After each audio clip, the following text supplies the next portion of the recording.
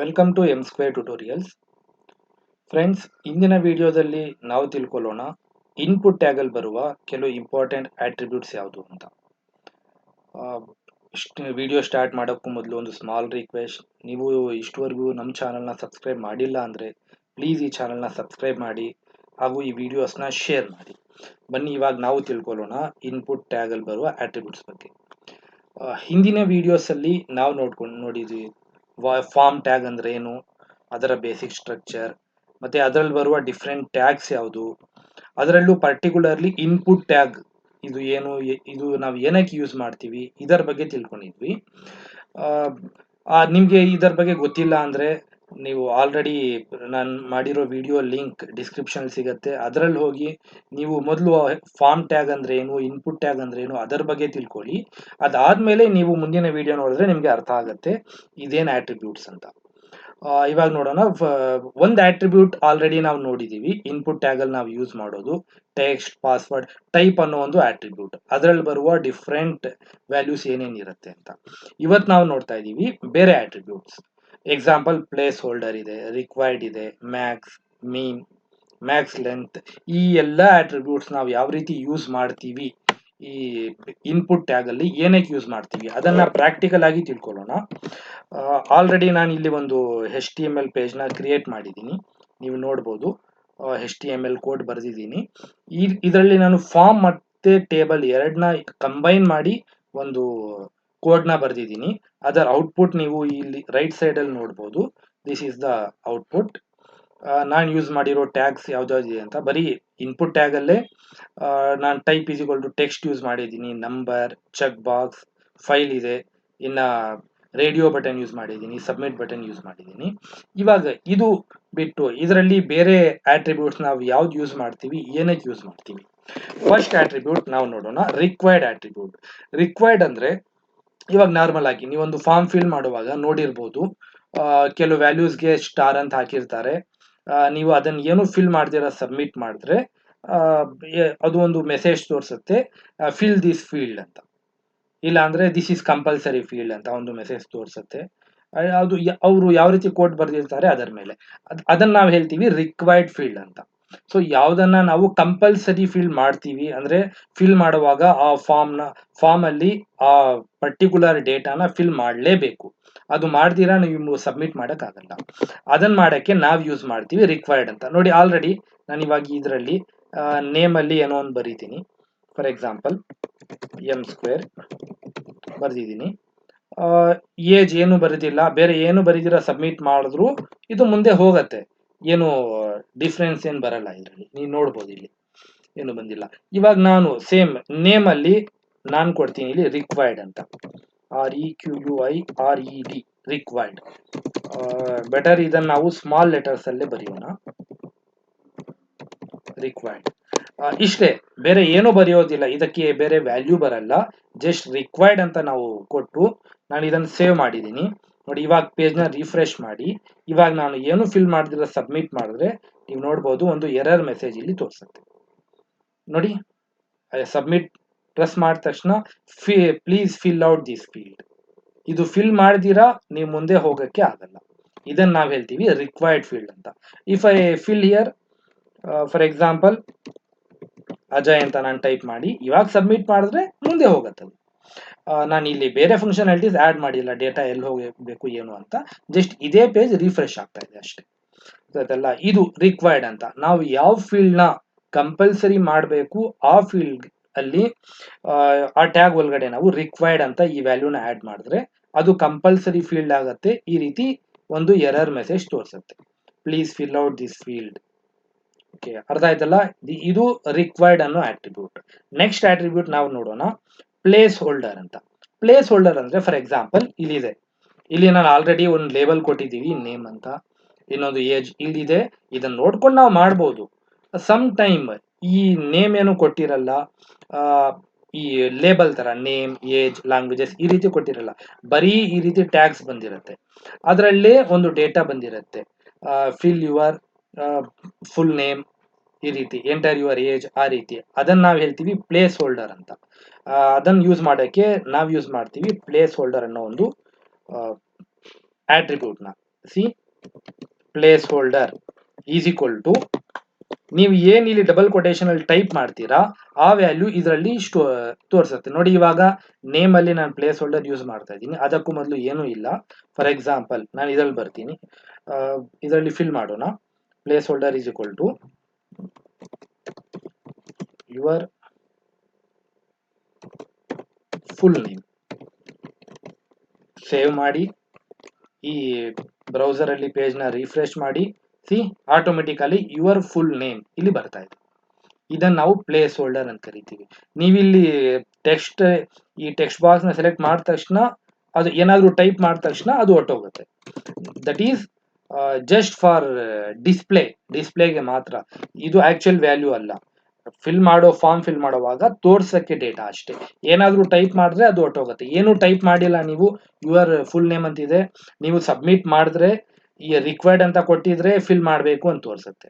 Required ಅಂತ ಕೊಟ್ಟಿಲ್ಲ ನೀವು, ಹಾಗೆ ಸಬ್ಮಿಟ್ ಮಾಡಿದ್ರೆ ಅದು ಮುಂದೆ ಹೋಗುತ್ತೆ. ಒಂದು ಕೆಲಸ ಮಾಡೋಣ, ಏಜ್ ಅಲ್ಲಿ ನಾನು ಒಂದು ಪ್ಲೇಸ್ ಹೋಲ್ಡರ್ ಆಡ್ ಮಾಡ್ತೀನಿ. Placeholder is equal to double quotation ಅಲ್ಲಿ ಯುವರ್ ಏಜ್. ಸೇವ್ ಮಾಡಿ ಇದನ್ನ ರಿಫ್ರೆಶ್ ಮಾಡಿದ್ರೆ ನೋಡಿ ಯುವರ್ ಏಜ್ ಅಂತ ಬಂದಿದೆ. ನಾನು ಸಬ್ಮಿಟ್ ಕೊಡಿದ್ರೆ, ಬಿಕಾಸ್ ನೇಮ್ ಅನ್ನ ನಾವು ರಿಕ್ವೈರ್ಡ್ ಮಾಡಿದೀವಿ, ರಿಕ್ವೈರ್ಡ್ ಅಂತ ಕಂಪಲ್ಸರಿ ಫಿಲ್ ಮಾಡಿದೀವಿ, ಅದಕ್ಕಾಗಿ ಮುಂದೆ ತಗೊಳ್ಳಲ್ಲ. ನಾನು ಫಿಲ್ ಮಾಡ್ತೀನಿ ಅಜಯ್. ಇವಾಗ ಸಬ್ಮಿಟ್ ಮಾಡಿದ್ರೆ ಇದು ಮುಂದೆ ತಗೊಳುತ್ತೆ. ಹೋಗಿ ಪೇಜ್ ಮುಂದೆ ಅಂದ್ರೆ ಅದು ಇದೇ ಪೇಜ್ ರಿಫ್ರೆಶ್ ಆಯ್ತು. ಯಾಕಂದ್ರೆ ನಾನು ಇದರಲ್ಲಿ ಯಾವುದೇ ರೀತಿಯ ಬೇರೆ ಫಂಕ್ಷನಾಲಿಟೀಸ್ ಆಡ್ ಮಾಡಿಲ್ಲ. ಅದರ ಬಗ್ಗೆ ನಾವು ಮುಂದಿನ ವಿಡಿಯೋಸ್ ಅಲ್ಲಿ ತಿಳ್ಕೊಳ್ಳೋಣ. ಈ ಡೇಟಾನ ಎಲ್ಲಿ ಕಳಿಸ್ತೀವಿ, ಹೇಗೆ ಅದನ್ನ ರಿಟರ್ನ್ ಮಾಡಬೇಕು ಅಂತ. ಇದು ಪ್ಲೇಸ್ ಹೋಲ್ಡರ್ ಅಂತ. ಒಂದು ಡೇಟಾನ ನಾವು ಟೆಕ್ಸ್ಟ್ ಬಾಕ್ಸ್ ಅಲ್ಲಿ ಆಗಿರ್ಬೋದು, ಒಂದು ಮೆಸೇಜ್ ನ ಡೇಟಾ ಡಿಸ್ಪ್ಲೇ ಮಾಡಕ್ಕೆ ಇದನ್ನ ಯೂಸ್ ಮಾಡ್ತೀವಿ. ನೆಕ್ಸ್ಟ್ ಒಂದಿದೆ, ವಿ ವಿಲ್ ಯೂಸ್ ಮ್ಯಾಕ್ಸ್ ಅಂತ. ಮ್ಯಾಕ್ಸ್ ಮೀನ್ ಇದನ್ನ ನಾವು ಯೂಸ್ ಮಾಡ್ತೀವಿ. ಟೆಕ್ಸ್ಟ್ ಅಲ್ಲಿ ಯೂಸ್ ಮಾಡಲ್ಲ. ಇದನ್ನ ಯೂಸ್ ಮಾಡ್ತೀವಿ ಬರೀ ನಂಬರ್, ಟೈಮ್, ಡೇಟ್, ಇದರಲ್ಲಿ ನಾವು ಮೀನ್ ಮ್ಯಾಕ್ಸ್ ಅನ್ನೋ ಆಟ್ರಿಬ್ಯೂಟ್ ನ ಯೂಸ್ ಮಾಡ್ತೀವಿ. ಫಾರ್ ಎಕ್ಸಾಂಪಲ್ ಮೀನ್, ನಾನೊಂದು ಈ ಪ್ಲೇಸ್ ಹೋಲ್ಡರ್ ನ ಇಲ್ಲಿ ಡಿಲೀಟ್ ಮಾಡ್ತೀನಿ. Min is equal to, for example double quotation ಅಲ್ಲಿ ಮೀನ್ ಅಂದ್ರೆ ಮಿನಿಮಮ್ ಎಷ್ಟು ನಂಬರ್ಸ್ ಇರಬೇಕು, 1 ಡಿಜಿಟ್, 2 ಡಿಜಿಟ್, 3 ಡಿಜಿಟ್ಸ್, ಅದನ್ನ ರೆಪ್ರೆಸೆಂಟ್ ಮಾಡುತ್ತೆ ಈ ಮೀನ್ ಅನ್ನೋ ವ್ಯಾಲ್ಯೂ. ಮೀನ್ ಫಾರ್ ಎಕ್ಸಾಂಪಲ್ ನಾನು 2 ಕೊಟ್ಟಿದ್ದೀನಿ.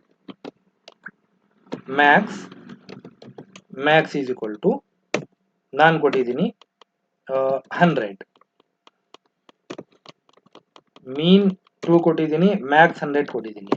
ರಿಫ್ರೆಶ್ ಮಾಡಿ, ಸೇವ್ ಮಾಡಿ, ಪೇಜ್ ನ ರಿಫ್ರೆಶ್ ಮಾಡಿ ನೋಡಿ, ಈ ವ್ಯಾಲ್ಯೂನ ನಾವು ರಿಕ್ವೈರ್ಡ್ ಅಂತ ಕೊಟ್ಟಿಲ್ಲ. ಏನು ಫಿಲ್ ಮಾಡಿಲ್ಲ ಅಂದ್ರೂ ತಗೊಂಡ್ಬಿಡತ್ತೆ.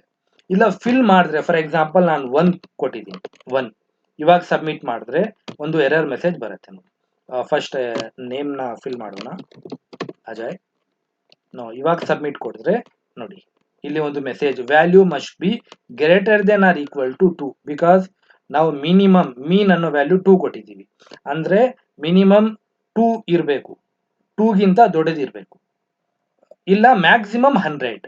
ಮ್ಯಾಕ್ಸಿಮಮ್ ನಾನೇನಾದ್ರೂ 101 ಕೊಟ್ಟೆ, ಸಬ್ಮಿಟ್ ಕೊಟ್ರೆ ನೋಡಿ value must be less than or equal to 100. Minimum and maximum ಎಷ್ಟು ಇರಬೇಕು, ಅದಕ್ಕಾಗಿ ನಾವು ಈ ಮೀನ್ ಅಂಡ್ ಮ್ಯಾಕ್ಸ್ ಅನ್ನೋ ಒಂದು ಆಟ್ರಿಬ್ಯೂಟ್ ನ ಯೂಸ್ ಮಾಡ್ತೀವಿ. ನಾನು 100 ಕೊಟ್ಟೆ, ಸಬ್ಮಿಟ್ ಕೊಟ್ರೆ it will go to the next page, ಮುಂದಿನ ಪೇಜ್ ಹೋಗುತ್ತೆ. ಅರ್ಥ ಆಯ್ತಲ್ಲ? ಮೀನ್ ಅಂದ್ರೆ ಮಿನಿಮಮ್ ವ್ಯಾಲ್ಯೂ ಏನು, ಮ್ಯಾಕ್ಸ್ ಅಂದ್ರೆ ಮ್ಯಾಕ್ಸಿಮಮ್ ವ್ಯಾಲ್ಯೂ ಏನು.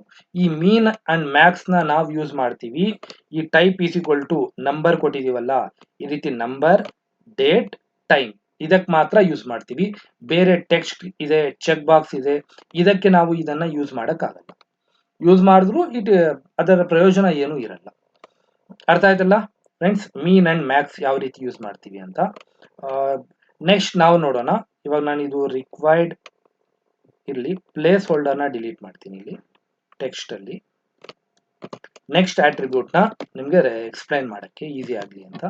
Next attribute max len, MAXLENGTH. Max len ಅಂದ್ರೆ ಮ್ಯಾಕ್ಸಿಮಮ್ ಎಷ್ಟು ಕ್ಯಾರೆಕ್ಟರ್ಸ್ ಇರಬೇಕು. ನೇಮ್ ಅಂದ್ರೆ ಇದೊಂದು ಟೆಕ್ಸ್ಟ್ ಅಲ್ಲಿ ನಾವು ಟೈಪ್ ಮಾಡುವಾಗ ಮ್ಯಾಕ್ಸಿಮಮ್ ಎಷ್ಟು ಕ್ಯಾರೆಕ್ಟರ್ಸ್ ನ ಇಲ್ಲಿ ಟೈಪ್ ಮಾಡಬಹುದು, ನಾವೊಂದು ಸೆಟ್ ಮಾಡಬೇಕು ಒಂದು ಲಿಮಿಟ್, ಅದಕ್ಕೆ max length. For example max length is equal to ನಾನು ಕೊಟ್ಟಿದ್ದೀನಿ 5. ಸೇವ್ ಮಾಡಿ ಪೇಜ್ ನ ರಿಫ್ರೆಶ್ ಮಾಡಿ ನೋಡಿ. ಇವಾಗ ನಾನು ಬರೀ 5ಗಿಂತ ಜಾಸ್ತಿ ಟೈಪ್ ಮಾಡಕ್ ಟ್ರೈ ಮಾಡಿದ್ರೆ ನೀವು ನೋಡಬಹುದು ಟೈಪ್ ಆಗಲ್ಲ. ಅದು ನಾನು ಅಜಯ್ ಕುಮಾರ್ ನೋಡಿ ಸ್ಪೇಸ್ ಇಲ್ಲಿವರೆಗೂ 5 ಲೆಟರ್ಸ್ ಆಗೋಯ್ತು. ಮುಂದೆ ಏನ್ ಟೈಪ್ ಮಾಡಿದ್ರು ಇದು ತಗೊಳ್ಳಲ್ಲ, ಮ್ಯಾಕ್ಸಿಮಮ್ 5 ಮಾತ್ರ ತಗೊಳುತ್ತೆ. ನಾನು ಟೈಪ್ ಮಾಡ್ತಾ ಇದ್ದೀನಿ ಕೀವರ್ಡ್ ಅಲ್ಲಿ, ಆದ್ರೆ ಅದು ತಗೊಳ್ತಾ ಇಲ್ಲ. 5 ಬದಲು ಇಫ್ ಐ ಗಿವ್ 10 ಕೊಟ್ಟಿದ್ದೀನಿ. Save this and refresh. ಇವಾಗ ನೋಡಿ ಅಜಯ್ ಕುಮಾರ್ ಇನ್ನ ಮುಂದೆ ಕೊಡಬೇಕು, ತಗೊಳ್ಳಲ್ಲ, ಯಾಕಂದ್ರೆ ಮ್ಯಾಕ್ಸಿಮಮ್ 10 ಆಗೋಯ್ತು. AJAY ಸ್ಪೇಸ್ ಸಹ ಇದು ಇನ್ಕ್ಲೂಡ್ ಆಗುತ್ತೆ ಇದರಲ್ಲಿ. ಇದು ಮ್ಯಾಕ್ಸ್ ಲೆಂತ್ ಅನ್ನೋ ಆಟ್ರಿಬ್ಯೂಟ್. ಅದೇ ರೀತಿ ನಾವು ಮಿನಿಮಮ್ ಎಷ್ಟು ಕೊಡಬೇಕು ಲೆಂತ್, ಮಿನಿಮಮ್ ಎಷ್ಟು ಕ್ಯಾರೆಕ್ಟರ್ ಇರಬೇಕು ಅದು ಸಹ ನಾವು ಕೊಡಬಹುದು. ಮೀನ್ ಲೆಂತ್ ಯೂಸ್ ಮಾಡಿ, LENGTH min length is equal to, for example I will give 4 ಅಂದ್ರೆ ಮಿನಿಮಮ್ 4 ಕ್ಯಾರೆಕ್ಟರ್ ಇರಬೇಕು ನೋಡಿ. ಇವಾಗ ನಾನು ಪೇಜ್ ನ ರಿಫ್ರೆಶ್ ಮಾಡಿ ಮೊದಲು ಸಬ್ಮಿಟ್ ಕೊಡ್ತೀನಿ. ರಿಕ್ವೈರ್ಡ್ ವ್ಯಾಲ್ಯೂ ರಿಕ್ವೈರ್ಡ್ ಅಂತ ಕೊಟ್ಟಿದ್ದೀವಿ, compulsory. If I give only ABC ಅಂತ ಕೊಟ್ಟಿದ್ದೀನಿ. ಸಿ ಮೆಸೇಜ್ ಬರೀ 3 ಟೈಪ್ ಮಾಡಿದ ತಕ್ಷಣನೇ ತೋರಿಸ್ತಾ ಇದೆ, please length this text to 4 characters or more, you are currently using 3 characters. ಇನ್ನೊಂದು ನಾನು ಮಾಡಿದ ತಕ್ಷಣ ಆಟೋಮೆಟಿಕ್ ರಿಮೂವ್ ಆಗುತ್ತೆ. ಇನ್ನೊಂದ್ಸತಿ ಟೈಪ್ ಮಾಡ್ತಾ ಇದ್ದೀನಿ ನೋಡಿ, ABC ಕೊಟ್ಟು ಮುಂದೆ ಹೋದ್ರೆ ಸಬ್ಮಿಟ್ ಕೊಟ್ರೆ it will show the message, error message. ABC minimum ಎಷ್ಟು ಕ್ಯಾರೆಕ್ಟರ್ ಇರಬೇಕು, ಮ್ಯಾಕ್ಸಿಮಮ್ ಎಷ್ಟು ಕ್ಯಾರೆಕ್ಟರ್ ಇರಬೇಕು, ಅದಕ್ಕಾಗಿ ನಾವು ಈ ನೇಮ್ ಅನ್ನು ಮೀನ್ ಲೆಂತ್ ಅಂಡ್ ಮ್ಯಾಕ್ಸ್ ಲೆಂತ್ ಅನ್ನೋ ಈ 2 ಆಟ್ರಿಬ್ಯೂಟ್ಸ್ ನ ನಾವು ಯೂಸ್ ಮಾಡ್ತೀವಿ. ಅರ್ಥ ಆಯ್ತಲ್ಲ ಈಗ ಆಟ್ರಿಬ್ಯೂಟ್ಸ್ ಬಗ್ಗೆ. ಮುಂದಿನ ಆಟ್ರಿಬ್ಯೂಟ್ಸ್ ನಾವು ನೋಡೋಣ ಚೆಕ್ ಬಾಕ್ಸ್ ಅಲ್ಲಿ. ನೋಡಿ ಆಲ್ರೆಡಿ ಇಲ್ಲಿ ಚೆಕ್ ಬಾಕ್ಸ್, ನಾನು ಇದು ರಿಕ್ವೈರ್ಡ್ ಎಲ್ಲ ಇವಾಗ ರಿಮೂವ್ ಮಾಡ್ತೀನಿ, ನಮಗೆ ಬೇಕಾಗಿಲ್ಲ, ಬೇರೆ ಆಟ್ರಿಬ್ಯೂಟ್ಗೋಸ್ಕರ remove this. See check box ಅಲ್ಲಿ ನಾನು ಲ್ಯಾಂಗ್ವೇಜಸ್ ಕನ್ನಡ, ಹಿಂದಿ, ಇಂಗ್ಲಿಷ್ ಈ ರೀತಿ ಕೊಟ್ಟಿದ್ದೀನಿ ಆಲ್ರೆಡಿ. ಚೆಕ್ ಬಾಕ್ಸ್ ಅಂದ್ರೆ ನಿಮಗೆ ಗೊತ್ತಿದೆ, ನಾವು ಮಲ್ಟಿಪಲ್ ವ್ಯಾಲ್ಯೂಸ್ ನ ಚೂಸ್ ಮಾಡಬೇಕು ಈ ರೀತಿ, ಅದಕ್ಕಾಗಿ ಇದನ್ನ ಯೂಸ್ ಮಾಡ್ತೀವಿ ಈ ರೀತಿ. ಕೆಲವು ಸಲ ಏನಾಗುತ್ತೆ, ಕೆಲವು ವ್ಯಾಲ್ಯೂಸ್ ಕಂಪಲ್ಸರಿ ಇರಲೇಬೇಕಾಗತ್ತೆ, ಕಸ್ಟಮರ್ ಚೂಸ್ ಮಾಡಲೇಬೇಕದು. ಅವರು ಮರ್ತೋದ್ರೆ ನಾವು ಎರರ್ ಕೊಡೋದು, ಅದಕ್ಕೆ ಬದಲು ಕಂಪಲ್ಸರಿ ತಗೊಳ್ಳೇಬೇಕು. ಅದಕ್ಕಾಗಿ ನಾವು ಯೂಸ್ ಮಾಡ್ತೀವಿ ಚೆಕ್ಡ್, CHECKED ಈ ಆಟ್ರಿಬ್ಯೂಟ್. ಇದಕ್ಕೆ ಯಾವುದೇ ರೀತಿಯ ವ್ಯಾಲ್ಯೂ ಬರಲ್ಲ, ಜಸ್ಟ್ ಚೆಕ್ ಈ ಆಟ್ರಿಬ್ಯೂಟ್ ಯೂಸ್ ಮಾಡಿದ್ರೆ. ಇವಾಗ ನೀವು ನೋಡ್ಬೋದು ನಾನು ಸೇವ್ ಮಾಡಿದ್ದೀನಿ. ಪೇಜ್ ರಿಫ್ರೆಶ್ ಮಾಡಿದ ತಕ್ಷಣ ನಾನು ಕನ್ನಡ ಈ ಟ್ಯಾಗ್ಗೆ ಚೆಕ್ ಅಂತ ಕೊಟ್ಟಿದ್ದೀನಿ. ಬೈ ಡಿಫಾಲ್ಟ್ ಇದು ಕನ್ನಡಗೆ ಅಪ್ಲೈ ಆಗೋಗುತ್ತೆ, ನೋಡ್ಬೋದು. ರಿಫ್ರೆಶ್ ಮಾಡಿದ್ರೆ ಬೈ ಡಿಫಾಲ್ಟ್ ಇದೆ, ಅದನ್ನು ಇವಾಗ ನಾನು ರಿಮೂವ್ ಮಾಡಿ ಬೇಕಾದ್ರೆ ಮತ್ತೆ ಆಡ್ ಮಾಡ್ಕೋಬಹುದು, ಆದ್ರೆ ಬೈ ಡಿಫಾಲ್ಟ್ ಅದು ಬಂದೇ ಬರುತ್ತೆ. ಮುಂದೆ ನಮ್ಗೆ ಯಾವ್ದು ಬೇಕು ಅದನ್ನ ನಾವು ಚೆಕ್ ಮಾಡ್ಕೋಬಹುದು. ಇದನ್ನು ನಾವ್ ಹೇಳ್ತೀವಿ ಚೆಕ್ ಆಟ್ರಿಬ್ಯೂಟ್. ಚೆಕ್ ಆಟ್ರಿಬ್ಯೂಟ್ ಏನಕ್ಕೆ ಯೂಸ್ ಮಾಡ್ತೀವಿ ಅಂದ್ರೆ, ಒಂದು ಆಲ್ರೆಡಿ ಇರೋ ವ್ಯಾಲ್ಯೂನ ನಾವು ಫೈನಲ್ ಮಾಡಕ್ಕೆ, ಫೈನಲ್ ಅಂತ ಹೇಳಕ್ಕಾಗಲ್ಲ, ಆಲ್ರೆಡಿ ಅದು ಸೆಲೆಕ್ಟ್ ಆಗ್ಬೇಕು, ಬೈ ಡಿಫಾಲ್ಟ್ ಅದು ಸೆಲೆಕ್ಟ್ ಆಗೋಗ್ಬೇಕು, ಅದಕ್ಕಾಗಿ ನಾವು ಯೂಸ್ ಮಾಡ್ತೀವಿ ಚೆಕ್ ಅಂತ. ಅರ್ಥ ಆಯ್ತಲ್ಲ. ನೆಕ್ಸ್ಟ್ ಇನ್ನೊಂದು ಲಾಸ್ಟ್ ಇಂಪಾರ್ಟೆಂಟ್ ಆಟ್ರಿಬ್ಯೂಟ್ ನೋಡೋಣ.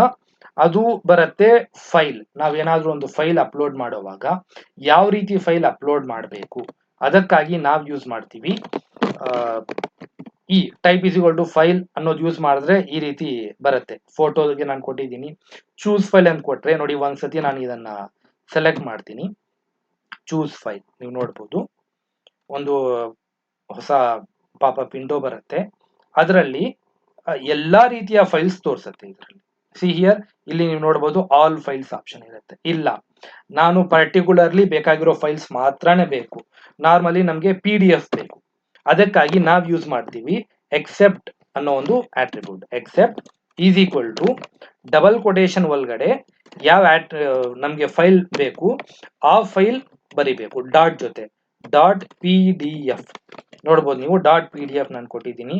ಇವಾಗ ಇದನ್ನ ಸೇವ್ ಮಾಡಿ ಪೇಜ್ ನ ರಿಫ್ರೆಶ್ ಮಾಡಿ ಚೂಸ್ ಫೈಲ್. ಇವಾಗ ನಾನು ಕೊಟ್ರೆ ನೀವು ನೋಡ್ಬೋದು ಬೈ ಡಿಫಾಲ್ಟ್ ಇಲ್ಲಿ ನೋಡಿ PDF ಫೈಲ್ ಮಾತ್ರ ತೋರಿಸುತ್ತೆ ಇದು. ನಾವು ಬೇಕಾದ್ರೆ ಇದನ್ನ ಚೇಂಜ್ ಮಾಡ್ಕೋಬಹುದು, ಇದು ಚೇಂಜ್ ಆಗತ್ತೆ. ಆದ್ರೆ ನಾವು ಬೈ ಡಿಫಾಲ್ಟ್ ಇದೇ ನಮ್ಗೆ ಬೇಕಾಗತ್ತೆ, ಅದಕ್ಕಾಗಿ ನಾವು ಯೂಸ್ ಮಾಡ್ತೀವಿ .pdf. ಇಲ್ಲ PDF ಬೇಡ, ನನಗೆ JPG ಇಮೇಜ್ JPG ಫಾರ್ಮೆಟ್ ಅಲ್ಲಿ ಬೇಕು, ನಾನು PDF ಬದಲು ನಾವೊಂದು ಇಮೇಜ್ ಅಪ್ಲೋಡ್ ಮಾಡಬೇಕು. ಇಮೇಜ್ ಅಲ್ಲಿ ಫಾರ್ ಎಕ್ಸಾಂಪಲ್ PNG ಫಾರ್ಮೆಟ್ ಅಲ್ಲಿ ಇರೋ ಇಮೇಜ್ ಬೇಕಾಗತ್ತೆ. ಅದಕ್ಕಾಗಿ ನಾವಿಲ್ಲಿ PNG, PDF ಬದಲು PNG, ಇಲ್ಲಿ ನೀವು ಜ್ಞಾಪಕ ಇಟ್ಕೋಬೇಕು, ಎಲ್ಲ ವ್ಯಾಲ್ಯೂಸ್ ನಲ್ಲಿ ಡಬಲ್ ಕೊಟೇಶನ್ ಒಳಗಡೆ ಬರೀಬೇಕು. ಇದಕ್ಕೆ ಡಾಟ್ ಕಂಪಲ್ಸರಿ ಆಡ್ ಮಾಡಬೇಕು, .png.